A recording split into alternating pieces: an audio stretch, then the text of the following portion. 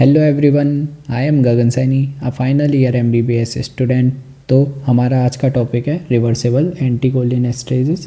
ठीक है, उससे पहले हमने लास्ट क्लास में देखा था कोलिनेस्टर और एल्कलॉइड। कोलिनेस्टर में आता है एसिटाइल कोलिन, बेथेनोल, कार्बाकोल, और पाइलोकार्पिन पढ़ा था हमने एल्कलॉइड के अंदर। ठीक है, आज हमें पढ़ना है रिवर्सिबल एंटीकोलिनेस्टेरेज़, जिसमें आते हैं 5-स्टिगमाइन, नियोस्टिगमाइन, पायरिडोस्टिगमाइन और रिवास्टिगमाइन।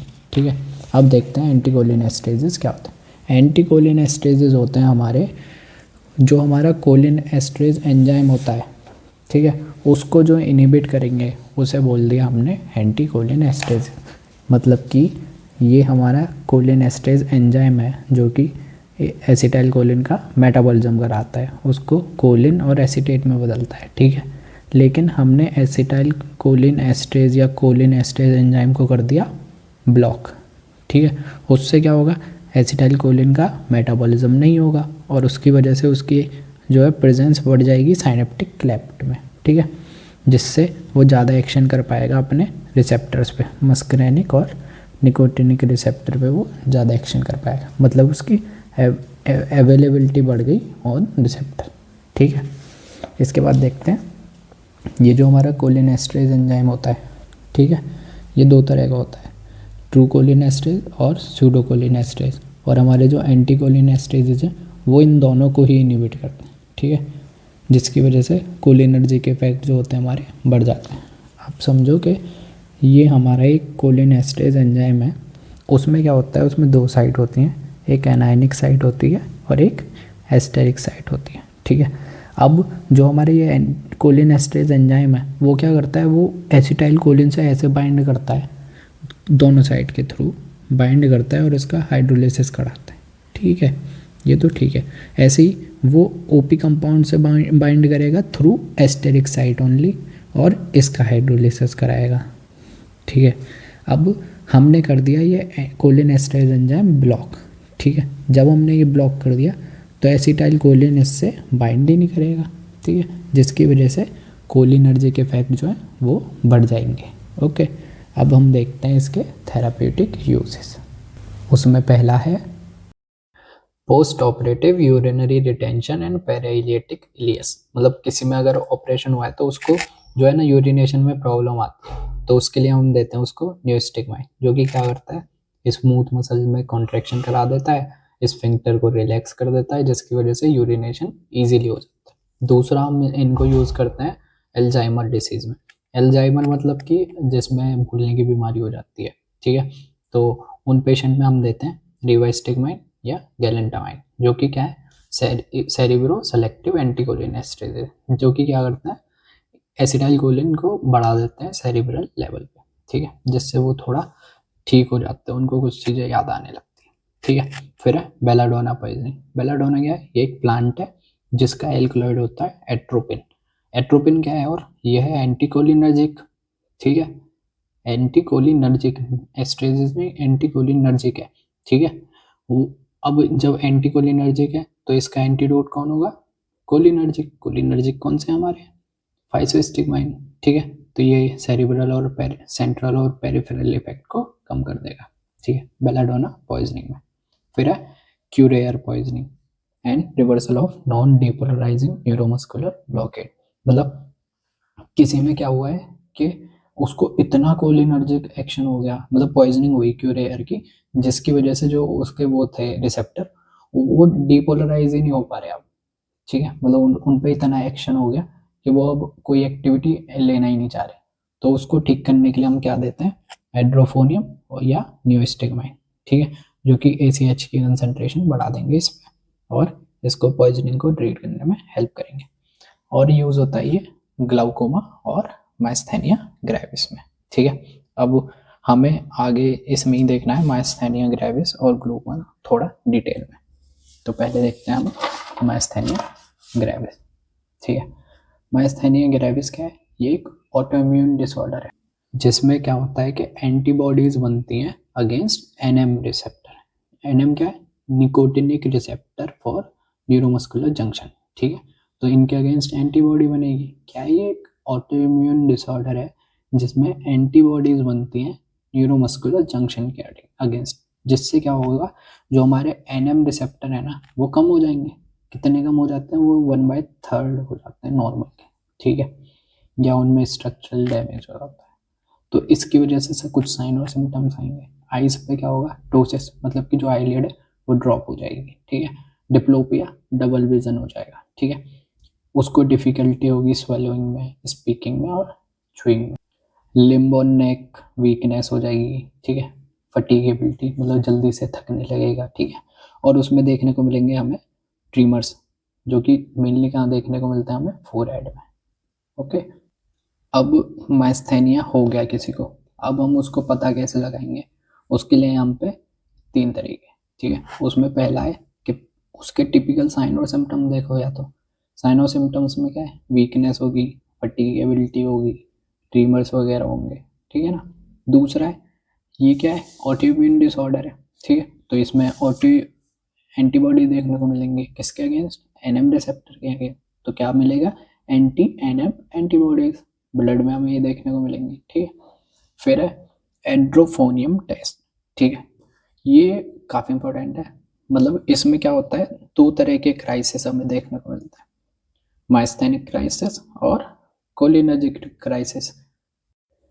अब क्या होता है कि हम इसको आईवी दे रहे हैं, ठीक है, किसी को माइस्थेनिया है और किसी को नहीं है, ठीक है, मतलब ये जो सिम्टम्स हमने देखे वो सपोज माइस्थेनिया के हैं या नहीं है ना।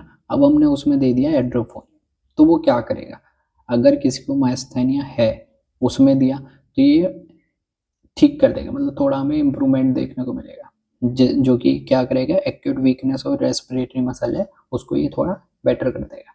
लेकिन अगर किसी में माइस्थेनिया नहीं है और हमने ये दे दिया तो उसमें होगा कोलिनर्जिक क्राइसिस, मतलब कि जो मस्करेनिक और निकोटिनिक इफेक्ट हमने पढ़े, इंक्रीज सलाइवेशन, लैक्राइमेशन, स्वेटिंग्स, ठीक है, डायरिया, यूरिनेशन, तो वो सब इसमें पड़ जाएगा, ठीक है, जो कि किस वजह से, उसमें क्या है, मस्कुलर डिस्ट्रॉफी है लेकिन माइस्थेनिया नहीं है, ठीक है, तो उसमें क्या हो जाएगा, कोलिनर्जिक क्राइसिस, ठीक है ना।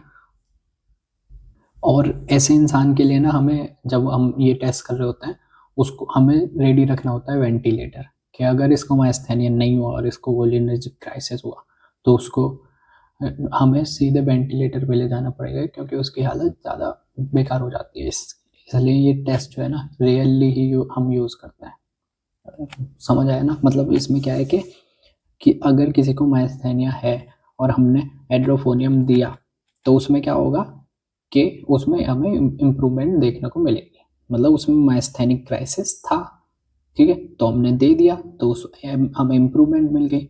लेकिन हमने ऐसे इंसान में दिया जिसमें माइस्थेनिया नहीं है, उसमें मस्कुलर डिस्ट्रॉफी है, ठीक है, तो उसमें क्या देखने को मिला, कोलिनर्जिक क्राइसिस, जिसके लिए हमें क्या चाहिए, वेंटिलेटर, इसलिए हम इसको रियली ही यूज़ करते हैं, ठीक है।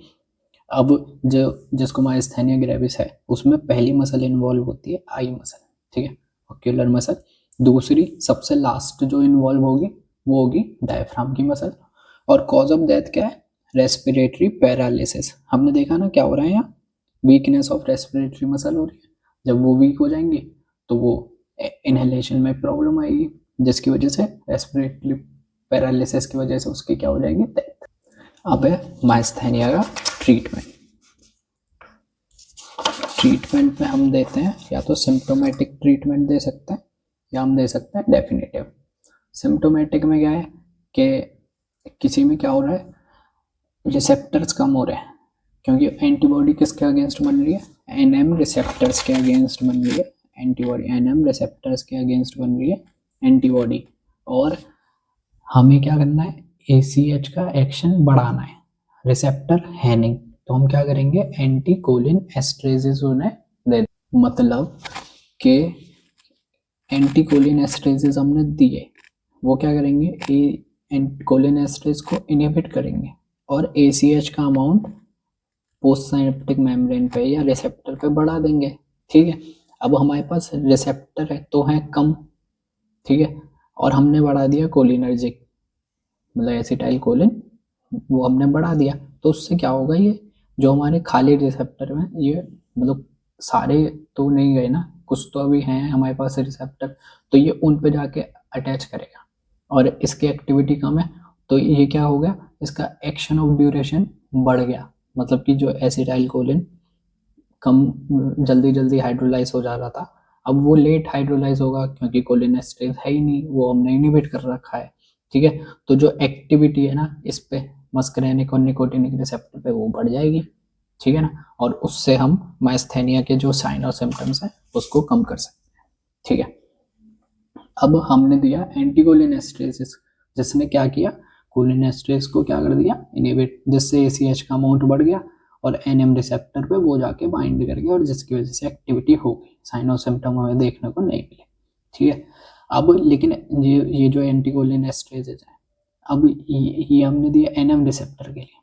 ठीक है, लेकिन ये तो एक्ट करेंगे किस पे भी, मस्करेनिक पे भी एक्ट करेंगे, क्योंकि कोलिनर्जिक कहाँ दो रिसेप्टर पे बाइंड करता है, मस्करेनिक पे और निकोटिनिक पे।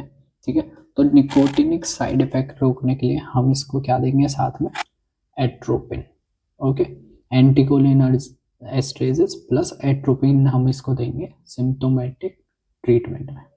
ठीक है, और इसमें सबसे ज़्यादा जो हम एंटीकोलिनेस्टरेज प्रीफर करते हैं वो है पाइरिडोस्टिग्माइन, फिर देते हैं नियोस्टिग्माइन, फिर फाइसिस्टिग्माइन। मतलब अगर हम किसी को देनी है तो हम देंगे पाइरिडोस्टिग्माइन। क्यों? क्योंकि ये बेटर टॉलरेटेड होती है। ठीक है ना, अब है डेफिनेटिव ट्रीटमेंट। डेफिनेटिव ट्रीटमेंट क्या है कि हम इसमें देते हैं steroid plus steroid sparring agent, मतलब कि जो स्टेरॉयड का एक्शन थोड़ा कम करे और प्लस स्टेरॉयड, जैसे हमने ऊपर दिया ना जो कोलिनर्जिक है उसका एक्शन कम करे, एट्रोपिन मस्करेनिक इफेक्ट रोकने के लिए। ठीक है, ऐसे ही हम देंगे स्टेरॉयड जो कि स्टेरॉयड का एक्शन कम करे। क्यों? क्योंकि उससे क्या हो सकता है, कुशिंग सिंड्रोम, मतलब जब अगर कोई स्टेरॉयड लेगा ज़्यादा तो उसमें क्या हो सकता है, कुशिंग सिंड्रोम, उसको कम करने के लिए हमने दिया स्टेरॉयड स्पारिंग एजेंट। ठीक है, स्टेरॉयड में नाम क्या है, प्रेडनिसोन और प्लस साइक्लोफॉस्फामाइड। ठीक, तो पहले हमने दिया सिम्टोमेटिक ट्रीटमेंट, फिर हमने दिया डेफिनेटिव, अब हम देंगे इम्यून थेरेपी या प्लाज्मा फेरेस। ठीक है, तो ये 3 तरीके से हम क्या कर सकते हैं, माइस्थेनिया ग्रेविस को ट्रीट कर सकते हैं। ठीक है, अब जो ड्रग हैं जो कि कॉन्ट्राइंडिकेटेड है माइस्थेनिया ग्रेविस में, जो हमें इसमें नहीं देने, वो कौन कौन से हैं, अमाइनोग्लाइकोसाइड, डी ट्यूबोक्यूरेनिन। हमने देखा ना अभी कि ये क्यूरियर पॉइजनिंग हो रही थी, नॉन डिपोलराइजिंग न्यूरोमस्कुलर ब्लॉकेट हो जाता था उसकी वजह से, तो हम इसमें ये डी ट्यूबोक्यूरेनिन नहीं दे सकते। बीटा ब्लॉकर नहीं दे, क्यों? क्योंकि बीटा ब्लॉकर क्या करते हैं, हार्ट रेट वगैरह कम कर देते हैं, वैसे डायलेशन करा देते हैं, तो उसकी कंडीशन और बिगड़ने की वो हो जाएगी। ठीक है, अब हमें पढ़ना है ग्लूकोमा। ग्लूकोमा क्या है, ग्लूकोमा है कि इंक्रीज इंट्राओक्यूलर प्रेशर। ठीक है, अभी तक हमने यही पढ़ा कि इससे क्या होता है, इसमें होता है इंट्राओक्यूलर प्रेशर जो होता है वो बढ़ जाता है, बट इसके साथ साथ ये एसोसिएट करता है ऑप्टिक नर्व डैमेज को और लॉस ऑफ विजुअल फंक्शंस को। ठीक है, नॉर्मल आईओपी कितना होता है हमारा, आईओपी कितना होता है हमारा, 10 से 20 mmHg। ठीक है, अब ये होता है 2 टाइप का, जो कि एक्यूट कंजेस्टिव और क्रोनिक सिंपल। एक्यूट वाले को बोल दिया narrow angle glaucoma, open angle को बोल दिया हमने क्रोनिक वाला। ठीक है, अब एक्यूट में क्या होता है, इसमें जो इरिडो कॉर्नियल एंगल है वो कम हो जाता है और सैलो हो जाता है एंटीरियर चैम्बर। मतलब इरिडो कॉर्नियल एंगल कैसे, मतलब कि ये हमारा आइरिस, देखो मैं तुम्हें फिर से बताता हूँ, ये है कॉर्निया। ठीक है, ये है लेंस अटैच होता है सस्पेंसरी लिगामेंट से, जो कि अटैच होते हैं सीलियरी बॉडी से। ठीक है, और यहाँ होती है हमारी आइरिस। ओके, क्या है यहाँ है आइरिस और ये कॉर्निया के बीच में जो गैप है इसको बोलते हैं क्या, इरिडो कॉर्नियल एंगल। ठीक है ना, मतलब समझाना कि कॉर्निया और आइरिस के बीच का जो ये गैप है इसको बोल दिया, इस एंगल को बोल दिया हमने इरिडो कॉर्नियल एंगल। अब जिसमें ये शेल हो जाए या जिसमें ये कम हो जाए, इसकी जो है ये कम होती चली जाए, उसमें क्या होगा, क्या हो गया, एक्यूट कंजेस्टिव ग्लाउकोमा। ठीक है, क्या है इसमें, नैरो इरिडोकॉर्नियल एंगल हो गया और सैलो एंटीरियर चैम्बर, ठीक है। अब है क्रोनिक। क्रोनिक में क्या है कि यही जो हमने देखा ना ये कि यहाँ चैम्बर, ये जो है एंगल ये शैलो हो गया, यही होते हैं हमारे ट्रेबेकुलर मैश वर्क, जो कि कैनाल ऑफ स्कैल्प में जाके खुलते हैं। और ये जो एक्वस ह्यूमर है ना उसका उसको यहाँ से बाहर निकालते हैं, ये ट्रेबेकुलर मैश वर्क के थ्रू जाता है कैनाल ऑफ स्कैल्प में और वो वहाँ से सर्कुलेशन चला जाता है, ठीक है। तो ये जो है ना ट्रेबेकुलर मैश वर्क, इसकी पेशेंसी कम हो जाए, मतलब कि या तो जितना एक्वस ह्यूमर बन रहा है उतना ही निकले, तो जिससे क्या होगा, इक्विलिब्रियम मेंटेन हो जाएगा, जिसकी वजह से एक्वस जो हमारा ये इंट्राओक्युलर प्रेशर है वो कभी कम ही नहीं होगा, ठीक है, या ये इतना निकाल ना पाए जिसकी वजह से इंट्राओक्युलर प्रेशर बढ़ जाएगा, ठीक है ना। तो इसमें क्या हो रहा है, पेशेंसी ऑफ ट्रेबेकुलर मैश वर्क जो है वो अफेक्ट हो रही है। अब देखते हैं इसमें ड्रग कौन कौन से यूज होता है। एक था नैरो एंगल, एक है ओपन एंगल। नैरो एंगल वाला कौन सा था, एक्यूट कंजेस्टिव वाला, ठीक है। ओपन एंगल वाला कौन सा था, हमारा क्रॉनिक, ठीक है। इसके लिए जो है ना अलग अलग जो है हम यूज करते हैं एजेंट्स, जिसमें पहला है मियोटिक्स। मियोटिक्स में आता है पाइलोकार्पिन, ठीक है, इधर भी पाइलोकार्पिन। अभी ये नाम देख लो, आगे मैं तुम्हें समझाता हूँ इसमें क्या होता है। Chronic anhydrase inhibitor, acetazolamide, acetazolamide, डोरजोलामाइड। अब इसमें जो ये लिखा है ना ओरल टॉपिकल, एक जगह एक क्वेश्चन आया था कि ऐसे ओरल ड्रग बताओ जो कि ग्लाउकोमा में हम यूज करते हैं, ठीक है। तो ये भी हमें पता होना चाहिए कि ओरल कौन सा है और टॉपिकल कौन सा है, ठीक है ना। फिर प्रोस्टाग्लैंडिन यूज करते हैं, बीटा ब्लॉकर और ओस्मोटिक एजेंट, ठीक है। अब मैं आपको बताता हूँ, सबसे पहला था हमारा ओस्मोटिक एजेंट।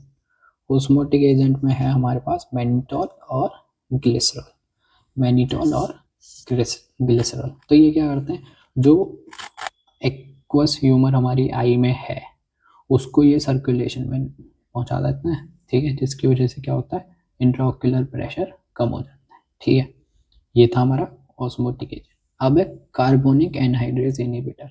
ये क्या करते हैं, जो आरबीसी है, आरबीसी के अंदर होता है कार्बोनिक एनहाइड्रेज, है ना, और उसका काम क्या होता है, वो बाइकार्बोनेट आयन बनाता है। मतलब कि जो हमारा H2CO3 है, यहाँ एक एंजाइम एक्ट करता है जो कि है ये कार्बोनिक एनहाइड्रेज। वो क्या करता है, H positive ion plus HCO3 negative, ये क्या है, बाइकार्बोनेट आयन है। अगर इसका फॉर्मेशन कम हो जाए तो उससे क्या होगा, एक्वस ह्यूमर जो बनना है ना हमारा वो कम हो जाएगा। तो हमें क्या चाहिए, कार्बोनिक एनहाइड्रेट इनहिबिटर।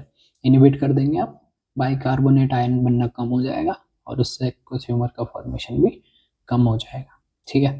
फिर है बीटा ब्लॉकर। बीटा ब्लॉकर क्या करते हैं, ये डिक्रीज करते हैं ऑक्यूलर ब्लड फ्लो, ठीक है।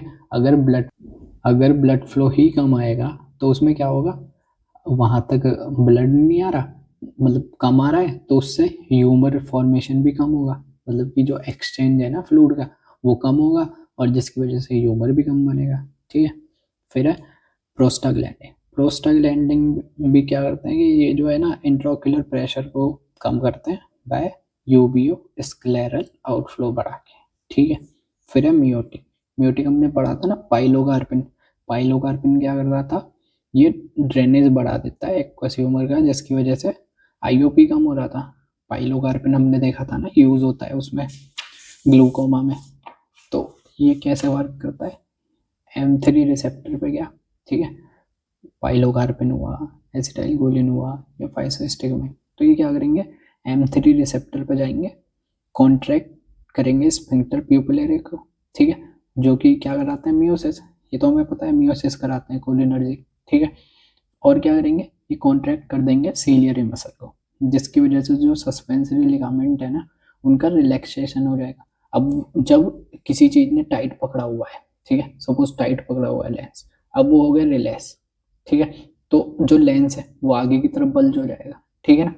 अब उससे बल्ज हो गया, जब वो बल्ज हो गया, ठीक है ना, बल्ज हो गया तो उससे क्या होगा कि ये लेंस आगे गया, ये रिलैक्स है, तो ये जो हमारे जो है ना इरिडोकॉर्नियल एंगल, इससे हमारा आउटफ्लो बढ़ जाएगा, ठीक है। मतलब यहाँ ट्रेबेकुलर मैश वर्क है ना, तो उससे क्या होगा, जल्दी जल्दी एक्वस ह्यूमर निकलने लग जाएगा। ठीक है, तो ये इस तरीके से क्या करेंगे, जो हमारा इंट्राओक्यूलर प्रेशर बढ़ रहा है उसको ये कम कर देंगे। मतलब क्या हुआ, ट्रेबेकुलर मेसोर खुल गए जब लेंस आगे गया, ठीक है, वो फिर वहाँ से कैनाल ऑफ स्कैन और फिर सर्कुलेशन में चला गया। तो ये क्या करता है, फैसिलिटेट कर देते हैं एक्वस ह्यूमर का ड्रेनेज, जिसकी वजह से क्या हो जाता है, कम हो जाता है आईओपी।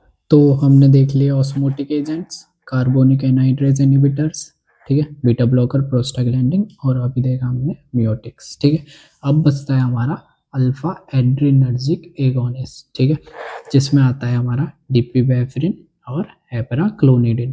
तो डिपिवेफ्रिन जो है ना, ये एक प्रोड्रग होता है जो कि कॉर्निया को क्रॉस करने के बाद ना एड्रिनलिन में कन्वर्ट होता है। ठीक है, अब एड्रिनलिन है, ठीक है, तो वो क्या कराता है, अल्फा 1 रिसेप्टर से वैसो कॉन्स्ट्रिक्शन। ठीक है, और जो हमारा अल्फा 2 रिसेप्टर है वो वर्क करते हैं सीलियरी एपिथेलियम पे। ठीक है, तो ये क्या सीलियरी एपिथेलियम पे वर्क कर रहे हैं, ब्लड फ्लो कम हो रहा है, तो उससे क्या होगा, एक्वस फॉर्मेशन ही कम होगा, जिसकी वजह से आईओपी बढ़ेगा ही नहीं, कम हो जाएगा। ठीक है, और यूवियो स्क्लेरल आउटफ्लो भी बढ़ा देता है और ट्रेबेकुलर आउटफ्लो भी बढ़ा देते हैं ये। ठीक है, अब है एप्राक्लोनिडिन, वो क्या करता है, वो अल्फा 2 रिसेप्टर पे काम करता है, सीलियरी एपिथेलियम, ठीक है ना, अल्फा 2 रिसेप्टर सीलियरी एपिथेलियम पे, जिससे क्या होता है, वो फॉर्मेशन ही कम कर देता है, जिसकी वजह से आईओपी कम हो जाता है। तो हमने आज क्या क्या देखा, हमने देखे रिवर्सेबल एंटीकोलिनेस्टेजेस, जिसमें हमने देखा ग्लाउकोमा और माइस्थेनिया ग्रेविस। ठीक है, नेक्स्ट क्लास में हम देखेंगे रिवर्सेबल एंटीकोलिनेस्टेजेस।